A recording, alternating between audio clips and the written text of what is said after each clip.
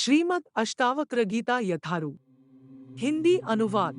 श्रीमद् अष्टावक्र गीता द्वितीय प्रकरणम।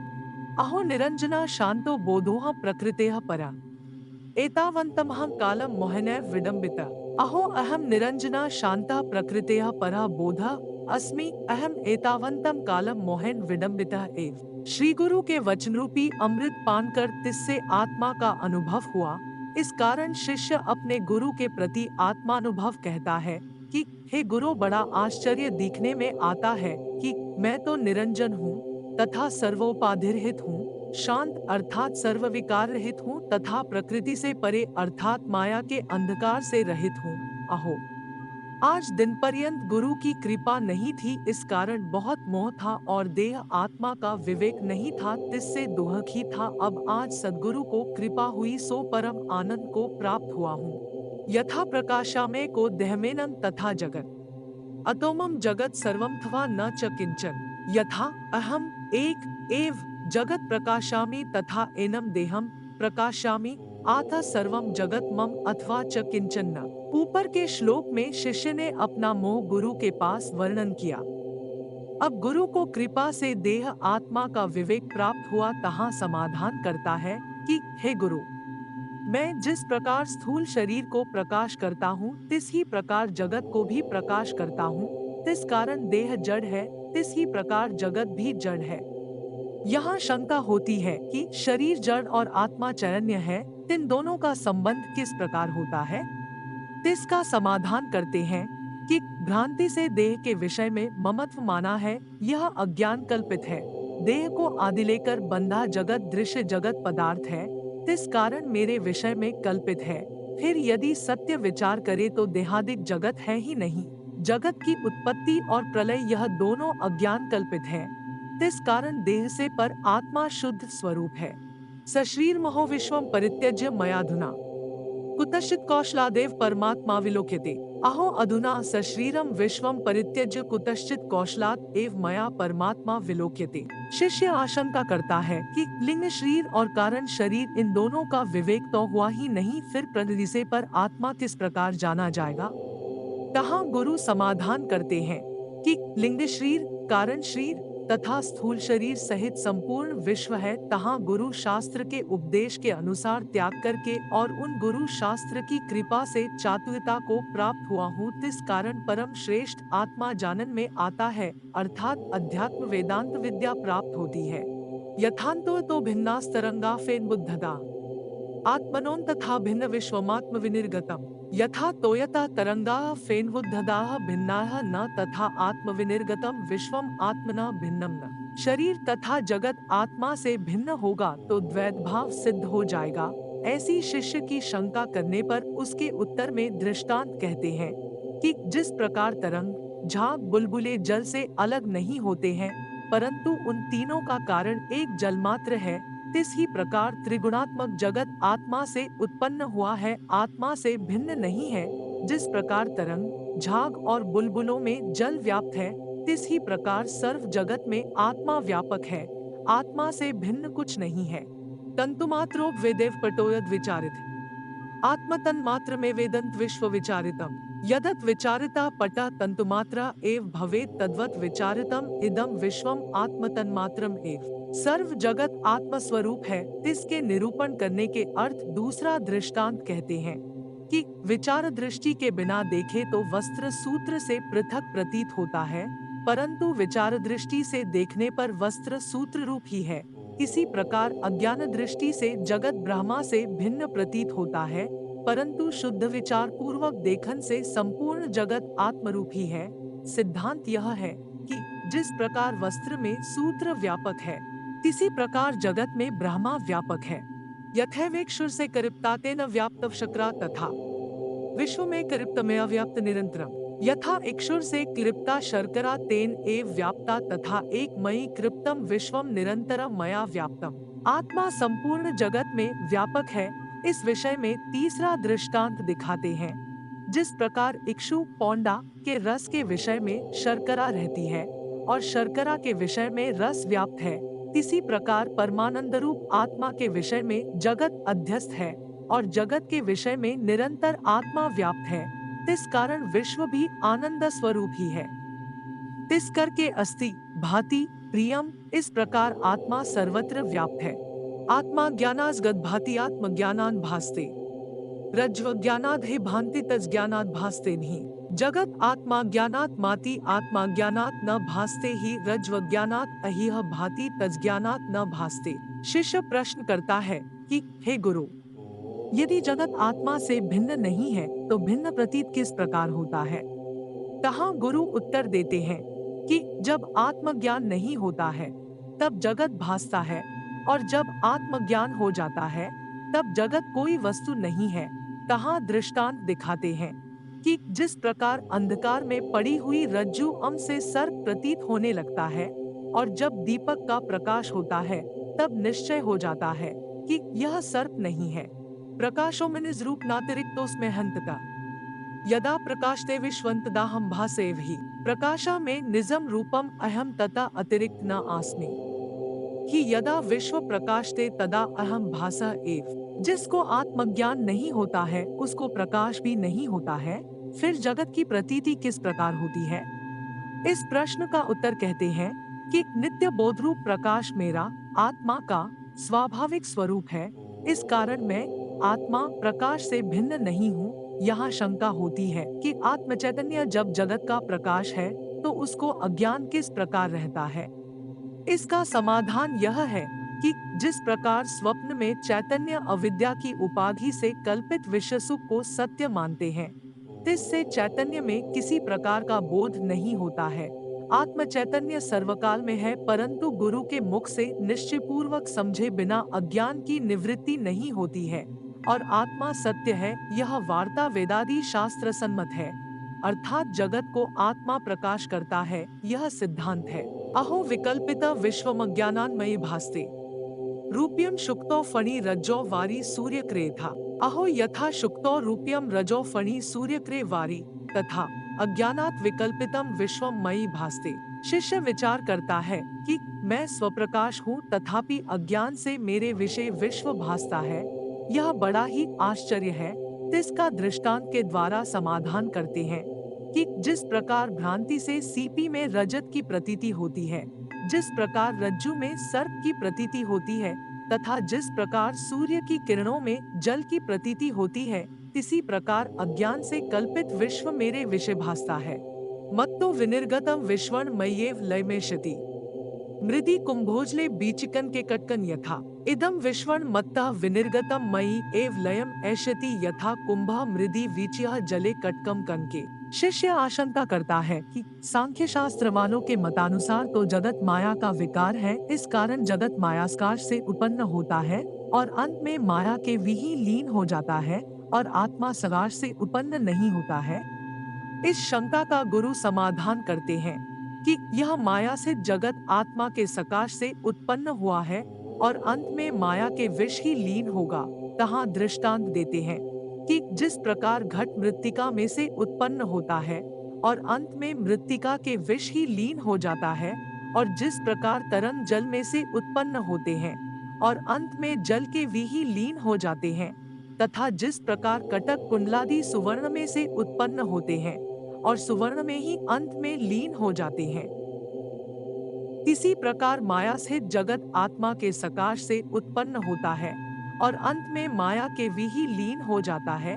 सोई श्रुति में भी कहा है, यतो वा इमानि भूतानि जायन्ते येन जातानि जीवन्ति यत् प्रयन्त्यभिसंविशन्ति। अहो अहनमो मह्यम विनाशयस्य नास्ति मे ब्रह्मादिस्तम पर्यन्तं जगन्नाशे पितिष्ठता। अहो अहम ब्रह्मादिस्तम पर्यन्तं यत् जगत् तस्य नाशे अपि यस्य में विनाशा न अस्ति तस्मै मह्यम नमः। शिष्य आशंका करता है कि यदि जगत का उपादान कारण ब्रह्मा होगा तब तो ब्रह्मा के विषय अनित्यता आवेगी। जिस प्रकार घट फूटता है और मृत्तिका बिखर जाती है, इसी प्रकार जगत के नष्ट होने पर ब्रह्मा भी छिन्न भिन्न विनाशी हो जाएगा। इस शंका का समाधान करते हुए गुरु कहते हैं कि मैं आत्मा ब्रह्मा संपूर्ण उपादान कारण हूँ तो भी मेरा नाश नहीं होता है, यह बड़ा आश्चर्य है।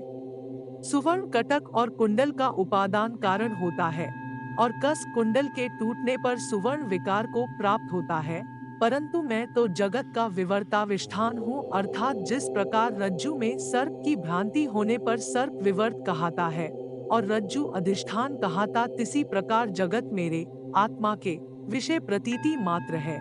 जिस प्रकार दूध का दधी वास्तविक अन्यथा भाव परिणाम होता है, तिस प्रकार जगत मेरा परिणाम नहीं है।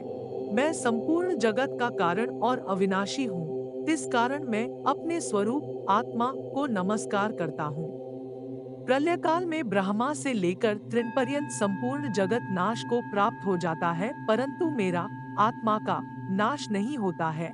इस विषय में श्रुति का भी प्रमाण है। सत्यम ज्ञाननंतम ब्रह्मा, अर्थात ब्रह्मा सत्य है, ज्ञान रूप है और अनंत है।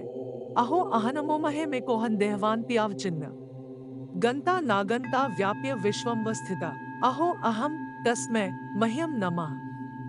यत् देहवान अपि एका अहम विश्वम व्याप्य अवस्थितः न वविद गंता न आगंता। शिष्य आशंका करता है कि सुखदुख रूपी देहयुक्त आत्मा अनेक रूप है, तिस कारण जाता है और आता है, फिर आत्मा की सर्वव्यापकता किस प्रकार सिद्ध होगी। तिसका गुरु समाधान करते हैं कि मैं बड़ा आश्चर्य रूप हूँ, उस कारण मैं अपने आत्मा को नमस्कार करता हूँ। तहाँ शिष्य प्रश्न करता है कि क्या आश्चर्य है। इसे गुरु उत्तर देते हैं कि मैं आत्मा नाना प्रकार के शरीरों में निवास करके नाना प्रकार के सुख दुख को भोगता हूँ, तथापि मैं एक रूप हूँ। तहाँ दृष्टांत दिखाते हैं कि जिस प्रकार जल से भरे हुए अनेक पात्रों में भरे हुए जल के विशेष शीत उष्ण सुगंध दुर्गंध शुद्ध अशुद्ध इत्यादि अनेक उपाधियां रहती है और उन अनेकों पात्रों में भिन्न सूर्य के प्रतिबिंब पड़ते हैं, तथापि वह सूर्य एक ही होता है और जल की शीत उष्णादि उपाधियों से रहित होता है। इसी प्रकार में संपूर्ण विश्व में व्याप रहा हूँ, तथापि जगत की संपूर्ण उपाधियों से रहित हूँ, अर्थात न कोई जाता है न कोई आता है और जाता है आता है। इस प्रकार की जो प्रतीति है सो अज्ञानवश है, वास्तव में नहीं है। अहोहनमो महेन दक्षोनास्ति मत्समा असंस्टिशिशिरेण विश्वचिरंधृतम। अहम अहो तस्म मह्यम नमा इह मत्तमः क अपि दक्षा न अस्ति येन शरीरेण असंस्पृश्य मया चिरम विश्वम धृतम। शिष्य शंका करता है कि जिस आत्मा का देह से संग है वह असंग किस प्रकार हो सकता है।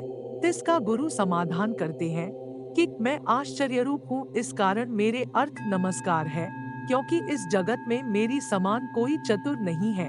अर्थात अघट घटना करने में मैं चतुर हूँ, क्योंकि मैं शरीर में रहकर भी शरीर से स्पर्श नहीं करता हूँ और शरीर कार्य करता हूँ। जिस प्रकार आम घृत के पिंड में लीन न होकर भी घृत पिंड को गलाकर रसरूप कर देता है, उसी प्रकार संपूर्ण जगत में मैं लीन नहीं होता हूँ और संपूर्ण जगत को चिरकाल धारण करता हूँ। अहोन मोमायस्य में नास्ति किंचन अथवा यस्यमस्वैद्रामंस गोचरम। अहो अहम यस्य में परमार्थतः किंचन न अस्ति अथवा यत् वामन सगोचरम तत् सर्वम यस्य में संबधि अस्ति आथा मह्यं नमः। शिष्य आशंका करता है कि हे गुरु, संबंधक बिना जगत किस प्रकार धारण होता है। भीत गृह की छत आदि को धारण करती है, परंतु काष्ठ आदि से उसका संबंध होता है, सो आत्मा बिना संबंध के जगत को किस प्रकार धारण करता है।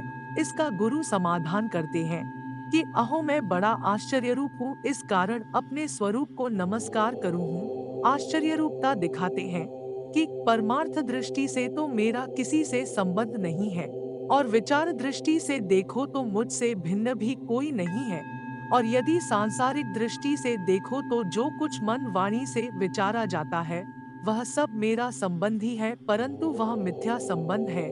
जिस प्रकार सुवर्ण तथा कुंडल का संबंध है, इसी प्रकार मेरा और जगत का संबंध है, अर्थात मेरा सबसे संबंध है भी और नहीं भो है। इस कारण आश्चर्य रूप जो मैं तिस मेरे अर्थ नमस्कार है। ज्ञान ज्ञेयं तथा ज्ञाता तृतीयं नास्ति वास्तवम्। अज्ञानात् भाति त्रिदंसोमस्मि निरंजने। ज्ञानम ज्ञेयं तथा ज्ञाता इदम तृतीयं वास्तवम न अस्ति यत्र इदम अज्ञानात् भाति सह अहम निरंजना अस्मि। त्रिपुटी रूप जगत तो सत्य सा प्रतीत होता है, फिर जगत का और आत्मा का मिथ्या संबंध किस प्रकार कहा। इस शिष्य को शंका का गुरु समाधान करते हैं कि ज्ञान ज्ञेय तथा ज्ञाता इन तीनों का इकट्ठा नाम त्रिपुटी है। वह त्रिपुटी वास्तविक अर्थात सत्य नहीं है। इस त्रिपुटी का जिस मेरे आत्मा के वे मिथ्या संबंध अर्थात अज्ञान से प्रतीत है, वह मैं अर्थात आत्मा तो निरंजन कहिए संपूर्ण प्रपंच से रहित हूँ। द्वैतमूल महोदोह खन्नान्यत तस्यास्ति भेषजम दरिशमेतन बरिशास्मिकोह छिद्र सोमला अहो निरंजनस्य अपि आत्मना द्वैतमूलम दोहखम भवति तस्य भेषजम एतद् दृश्यम सर्वम मृषा सर्वम अहम एका अमल छिद्रसा इति बोवात अन्यत न अस्ति। शिष्य शंका करता है कि यदि आत्मा निरंजन है तो दोहक का संबंध किस प्रकार होता है। इसका गुरु समाधान करते हैं कि सुखदोहक भ्रांति मात्र है, वास्तविक नहीं। निरंजन आत्मा के विषय द्वैत मात्र से सुखदुख भासता है, वास्तव में आत्मा के विषय सुखदुख कुछ भी नहीं होता है। तहाँ शिष्य प्रश्न करता है कि हे गुरु, द्वैतभ्रम को औषधि कहिए जिसके सेवन करने से द्वैतभ्रम की निवृत्ति होती है। इसका गुरु उत्तर देते हैं कि हे शिष्य, मैं आत्मा हूँ, अमल हूँ, माया और माया का कार्य जो जगत तिससे रहित चिन्मात्र अद्वितीय रूप हूँ और दृश्यमान यह संपूर्ण संसार जड़ और मिथ्या है, सत्य नहीं है। ऐसा ज्ञान होने से द्वैतभ्रम नष्ट हो जाता है। इसके बिना दूसरी द्वैत भ्रम से उत्पन्न हुए दोह के दूर करने की अन्य औषधि नहीं है। बोधमात्रोऽज्ञानादुपाधेय कल्पितोम्या एवं विमृशतो नित्य निर्विकल्पे स्थितिर्मम अहम बोधमात्रा मया अज्ञानात् उपाधियः कल्पितः एवं नित्यम विमृशतः मम निर्विकलो स्थितियः प्रजाता। शिष्य प्रश्न करता है कि आत्मा के विषय द्वैत प्रपंच का अध्यास किस प्रकार हुआ है और वह कल्पित है या वास्तविक है। इसका गुरु समाधान करते हैं कि मैं बोधरूप चैतन्य स्वरूप हूँ, परंतु मैंने अपने विषय अज्ञान से उपाधि अहंकारादि द्वैत प्रपंच कल्पना किया है, अर्थात मैं अखंडानंद ब्रह्म नहीं हूँ किंतु देह हूँ यह माना है। इस कारण नित्य विचार करके मेरी निर्विकल्प अर्थात वास्तविक निज स्वरूप ब्रह्मा के विषय स्थिति हुई है।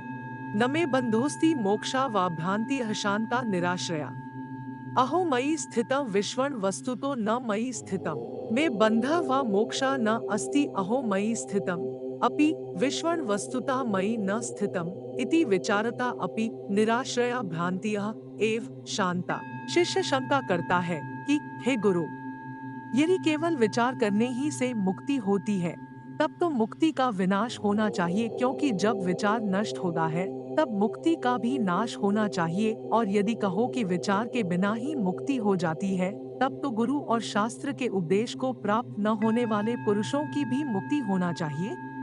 इसका गुरु समाधान करते हैं कि यदि शुद्ध विचार की दृष्टि से देखो तो मेरे बंध नहीं है और मोक्ष भी नहीं है, अर्थात विचार दृष्टि से न आत्मा का बंध होता है न मोक्ष होता है, क्योंकि मैं आत्मा नित्य चित स्वरूप हूँ। तहाँ शिष्य शंकित होकर प्रश्न करता है कि हे गुरु, वेदांत शास्त्र विचार का जो फल है सो कहिए।